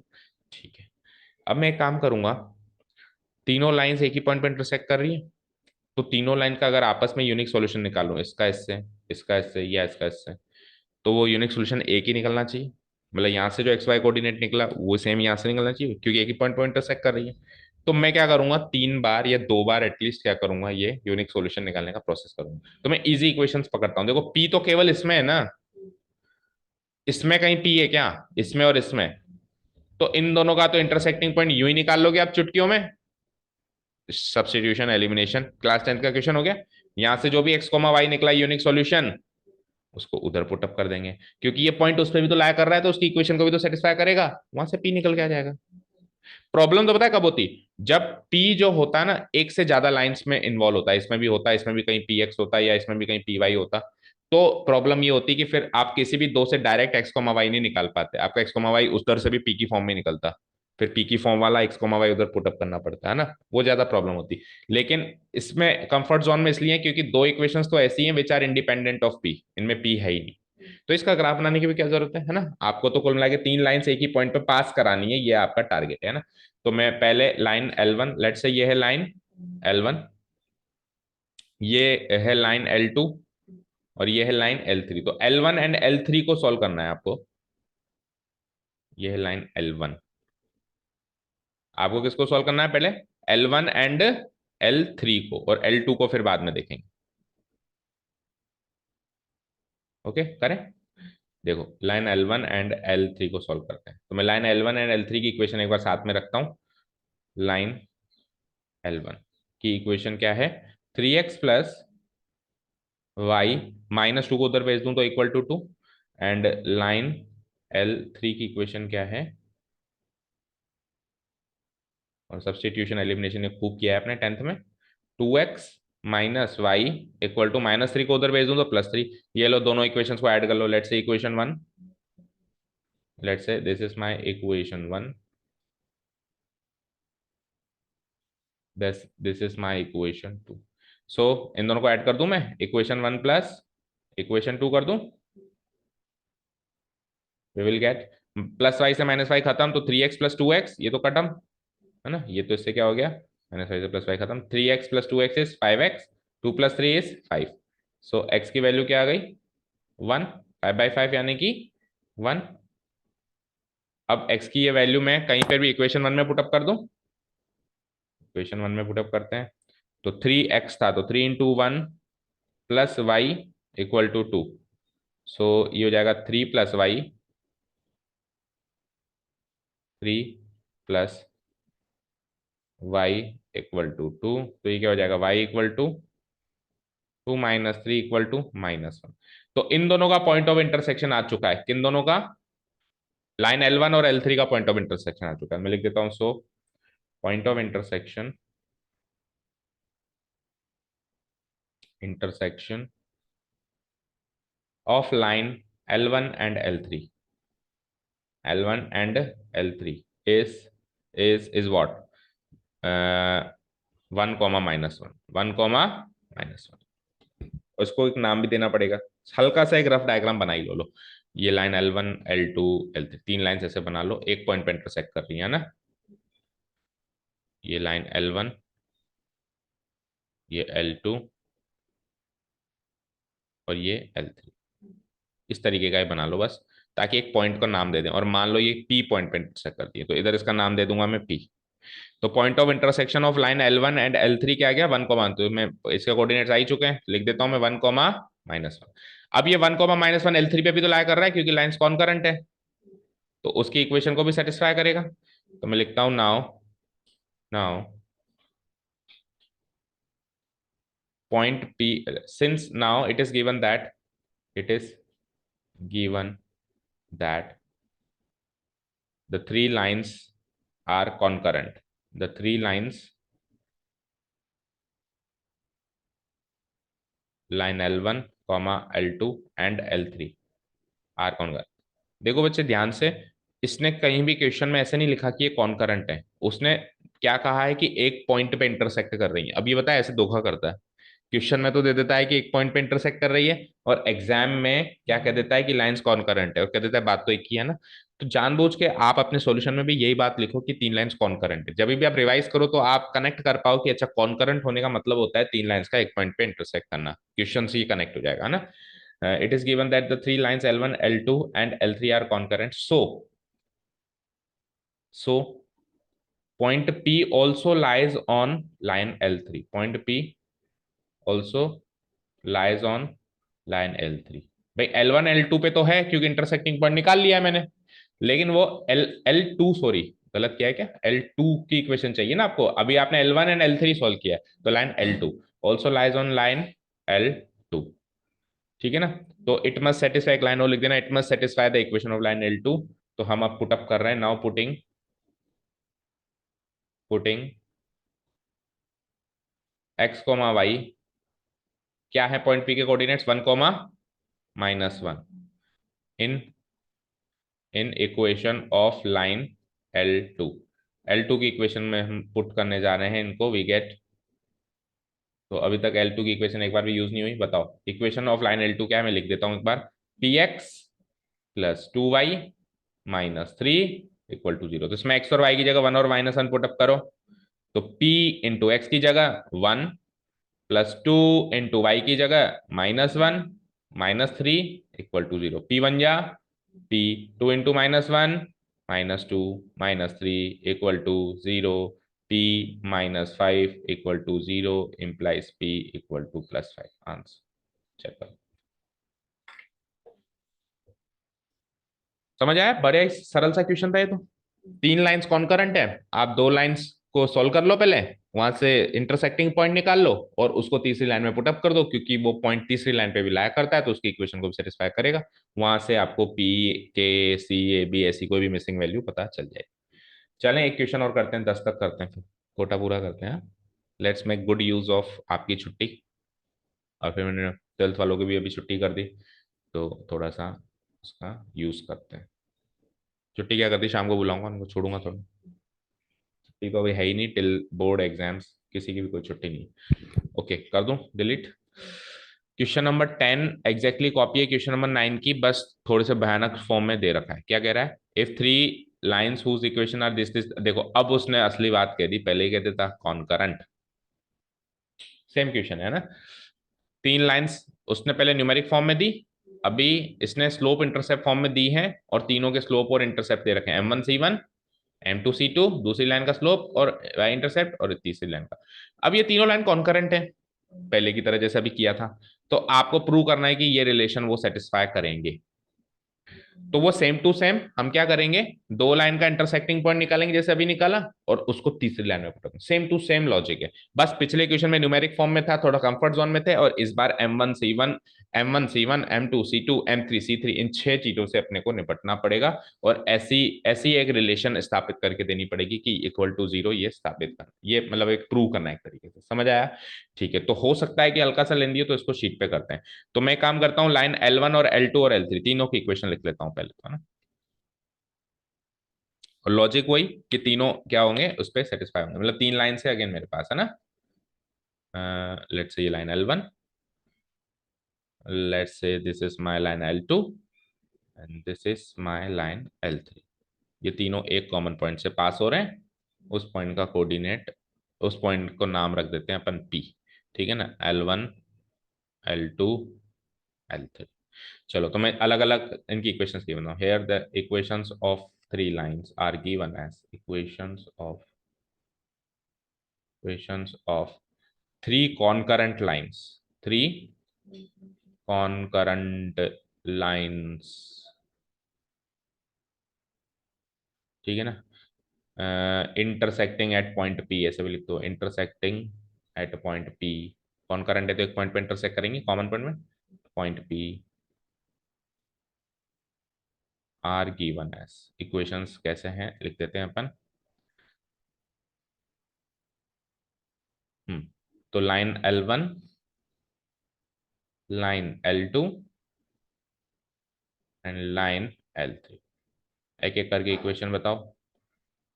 L1, L2, L3। तो इक्वेशंस कुछ ऐसी गिवन है शायद, y equal to m1x plus c1, y equal to m2x plus c2 and y equal to m3x plus c3। ठीक है, इक्वेशन 1 2 3 कर सकते हैं अपन इसको, है ना। तो एक काम करता हूं मैं, इसको इक्वेशन 1, इसको इक्वेशन 2 एंड इसको इक्वेशन 3 मार्क कर देते हैं। करो, इक्वेशन 1, इक्वेशन 2। अब आपके ऊपर है, आप किसी भी दो इक्वेशन को पहले सॉल्व कर लो। तो अपन इक्वेशन 1 एंड 2 को पहले सॉल्व कर लेते हैं। तो 1 एंड 2 में सीधे सीधे एलिमिनेशन मेथड लगा दो, क्योंकि y की वैल्यू गिवन है। तो इक्वेट कर दूं मैं आरएचएस को आरएचएस से, सब्स्टिट्यूशन मेथड, मतलब y की वो वाली वैल्यू इधर पुट अप कर दूंगा ना। तो मैं अब इनको सॉल्व करना स्टार्ट कर रहा हूं। तो putting the value of y, putting the value of y from equation 1 to equation 2। Equation 1 से 2 में मैं y की वैल्यू पुटअप कर रहा हूं, कर दें।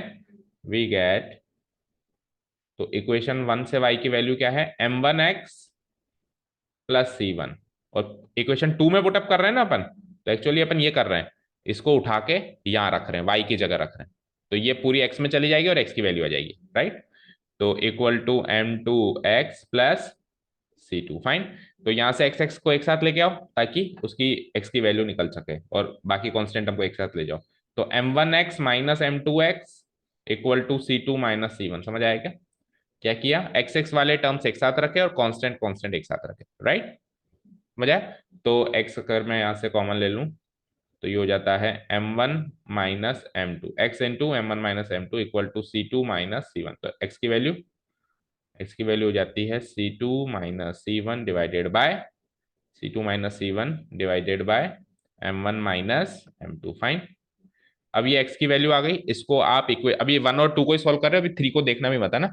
तो 1 और 2 में से कहीं भी पुटअप कर दो, चाहे से 1 में पुटअप कर दो चाहे से 2 में, तो y की वैल्यू भी आ जाएगी और वो उनका इंटरसेक्टिंग पॉइंट हो जाएगा, और इस इंटरसेक्टिंग को फाइनली फिर अपन इक्वेशन 3 में पुटअप करेंगे। ठीक है, तो इसको मैं 1 में पुटअप कर दूं। तो नाउ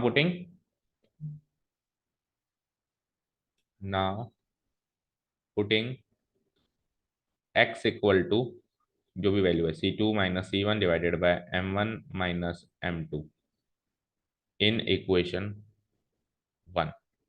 वैसे तो किसी में भी कर सकते हैं, पर 1 में कर रहे हैं, इन इक्वेशन 1। वी गेट तो y इक्वल टू ऐसे कुछ लिखा हुआ है वहां पे।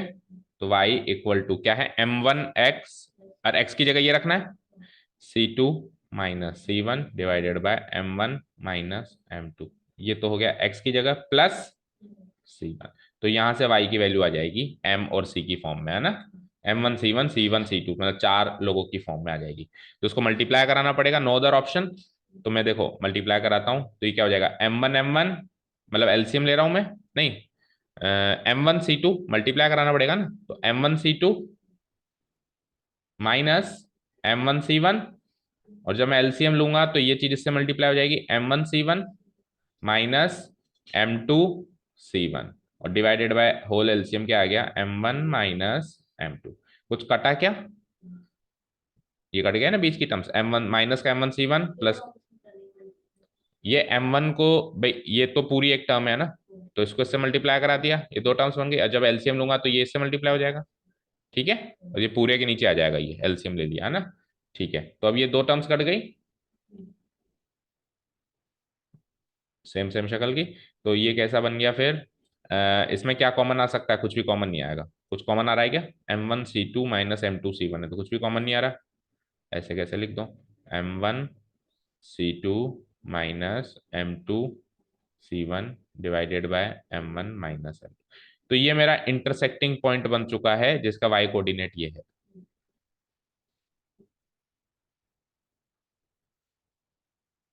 ठीक है। ओके, तो अब इसको, so the intersecting point of lines L1, so the intersecting point of, so the intersecting point of line L1 and line L2 is P लिया था उसको अपन ने, और उसको, उसका आंसर क्या आया है? P, जिसके मतलब P, जिसके कोऑर्डिनेट्स क्या आएंगे? एक्स कोऑर्डिनेट क्या आएगा? C2 - C1 divided by M1 - M2, comma, और वाई कोऑर्डिनेट क्या आया? M1 C2 - M2 C1 divided by M1 - M2। ये भयानक सा बना है। वो तो देखो न्यूमेरिक फॉर्म में होता तो अच्छा लगता है, जैसे पिछले क्वेश्चन में था, अभी नहीं है। अब ये पॉइंट जो है लाइन L3 पे भी लाया करता है, तो उसको उसमें पुटअप कर देंगे तो एक रिलेशन निकल के आएगा, वो रिलेशन उसके बराबर होना चाहिए जैसा उसने कहा है। ठीक है।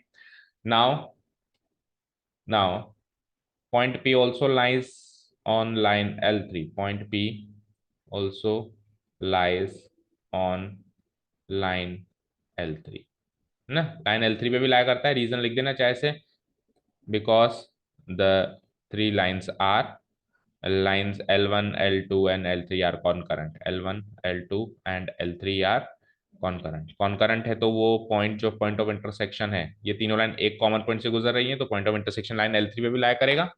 तो so it must satisfy the equation of line L3, it must satisfy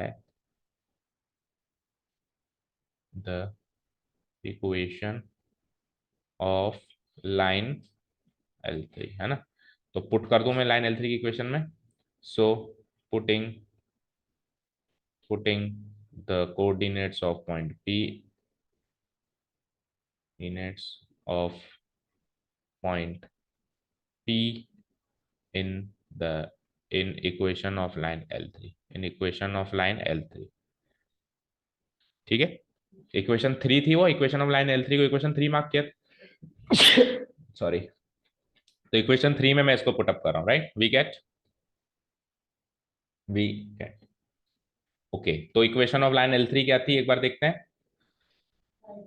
equation 3 थी एक्चुअली वो, है ना। इक्वेशन 3 क्या थी? y इक्वल टू, एक बार लिख देते हैं चलो, y equal to M3x plus, ऐसे था क्या? चेक कर लो। y equal to M3x plus C3। तो y और x की जगह क्या पुटअप करेंगे? वो जो P पॉइंट के कोऑर्डिनेट्स है। तो y कोऑर्डिनेट क्या था उसका? M1 C2, वो पुटअप करेंगे। y कोऑर्डिनेट क्या था?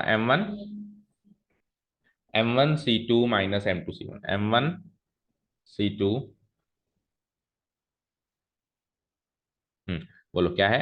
M1 C2 minus M2 C1 divided by M1 - M2 equal to M3 तो अपनी जगह रहेगा, और x कोऑर्डिनेट क्या आया था बताना जरा? C2 - C1 upon M2 plus C3। अब एक काम करते हैं, इसके नीचे भी M1 - M2 है, उसके नीचे भी M1 - M2 है, तो पूरी इक्वेशन को M1 - M2 से मल्टीप्लाई करके M1 - M2 डिनोमिनेटर हटा देते हैं। ठीक है। तो इसको जब मैं M1 - M2 से मल्टीप्लाई कराऊंगा, एक लाइन लिखनी होती है, multiplying both sides by M1 - M2। अब एग्जाम में हमेशा ये लाइन्स लिखा करो, multiplying both sides by M1 - M2। तो इसका तो डिनोमिनेटर खत्म, ये क्या बचेगा? M1 माइनस M2 C1, और उसका भी डिनोमिनेटर खत्म।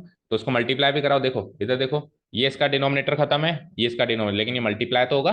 तो मल्टीप्लाई कराओ, M3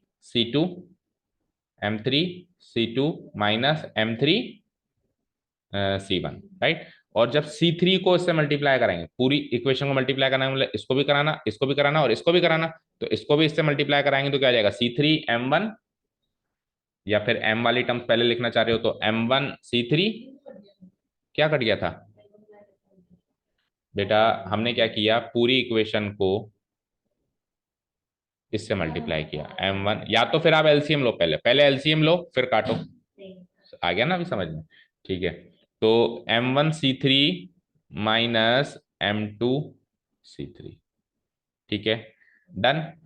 अब इनमें से कॉमन टर्म्स छांटनी है आपको, यही आपको काम करना है। अच्छा, अब आप उधर ध्यान दो, आपको प्रूव क्या करना है। आपको जो प्रूव करना है उसमें देखो क्या है, M1C2, इसको अगर मैं सोचूं तो ये क्या है, M1C2 माइनस M1C3। तो आप जानबूझ के वो दो टर्म साथ में रखो, M1C2 और M1C3 वाली टर्म्स को साथ में रखो, चेक करो कहाँ है, M1C2 M1C3 M1C2 M1C3, M1C2 तो ये मिल गया, M1C3 ये रहा, तो इसके इसके साथ में रखो। वैसी वैसी टर्म्स आप जानबूझ के पैदा करो यहाँ पे, है ना। ठीक है, तो it will be like M1C2 minus, उधर से ले आया मैं M1C3। अब दूसरा पकड़ो क्या है, M2C3 माइनस M2C1, तो इन दोनों को साथ में रखो, क्योंकि आपको ऐसी शक्ल देनी है उसकी। देखो 6 टर्म्स यहाँ पे भी है, ध्यान से देखो, 1 2 3 4 5 6, बस हमको हमारे पास भी है, हमारे पास भी ये सेम है, बस हमको उसकी शक्ल की बनानी है, दैट्स इट, इतना काम। ठीक है ना, तो M2C3 और M2C1 कहाँ है, M2C3 M2C3 ये रही आखिरी में, और फिर क्या था M2C1 ये रही। तो इसको इधर ले आओ, पॉजिटिव पहले लिख लो, ये नेगेटिव बाद में लिख लो, है ना। तो प्लस M2C3 माइनस M2C1। अब वैसे भी तीन दो ही टर्म्स बची हमारे पास, कौन सी हो गई, ये हो गई, ये हो गई, और कौन सी हो गई, ये हो गई, और कौन सी लाए थे अपन, M1C3 लाए थे ना, ये हो गई। तो ये दो ही तो बची, इन दोनों को भी इधर ले आओ। तो इधर लाओ तो पहले पॉजिटिव वाली लिख देंगे, ये माइनस उधर जाके पॉजिटिव और ये प्लस उधर जाके नेगेटिव। तो पहले क्या आ जाएगी, M3C1 minus M3C2 equal to 0। चलो अब क्या है, गेम ओवर। इन तीनों में से, इन दोनों में से कॉमन लो, इन दोनों में से, इसमें से M1 कॉमन आ रहा है, उसमें से M2 कॉमन आ रहा है, और इसमें से M3 कॉमन आ रहा है। तो M1 कॉमन ले लूं तो it will be like C2 minus C3। बड़े प्यार से लिखो, M2 कॉमन लिया तो क्या बचा, C3 माइनस C1। फिर M3 कॉमन लिया तो क्या बचा, C1 minus C2 equal to 0। Hence proved. एक एक चीज मैच कर लो, प्लस माइनस साइन भी मैच कर लो, जो अपन ने प्रूव किया है वो सेम उससे मैच हुआ के। ठीक है, तो लास्ट टू क्वेश्चन में सेम लॉजिक लगा है बेटा, कॉनकरेंट लाइंस का। तो एक फिक्स टॉपिक को, मतलब एक ऐसे रिजल्ट, ऐसे टॉपिक याद करते हुए चलो, कहीं नोट डाउन करके भी लिख लो, भले अपनी लैंग्वेज में लिख लो, जैसे भी आपको समझेगा लिख लो कि 3 लाइंस कॉनकरेंट हैं। तो पहले ऐसे क्वेश्चन में हमेशा यही होगा कि कोई से भी 2 लाइंस का इंटरसेक्टिंग पॉइंट निकालेंगे जो आपको आसान लग रही हो, और उसका जो इंटरसेक्टिंग पॉइंट है उसको तीसरी लाइन में पुटअप करेंगे, वहीं से वो क्वेश्चन सॉल्व हो गया। पिछले 2 क्वेश्चन ऐसे ही सॉल्व। डन, काफी है। तो 10 क्वेश्चन तो हुए एटलीस्ट, टोटल कितने में से इसमें 24। चलो देखेंगे बाकी क्वेश्चंस कल। टाइम तो है, लेकिन क्या है, दिमाग ने एक्सेप्ट करना बंद कर दिया है ना एक पॉइंट ऑफ टाइम के बाद। चलिए, चलिए, तो thank you so much for listening to us, have a nice day, keep learning and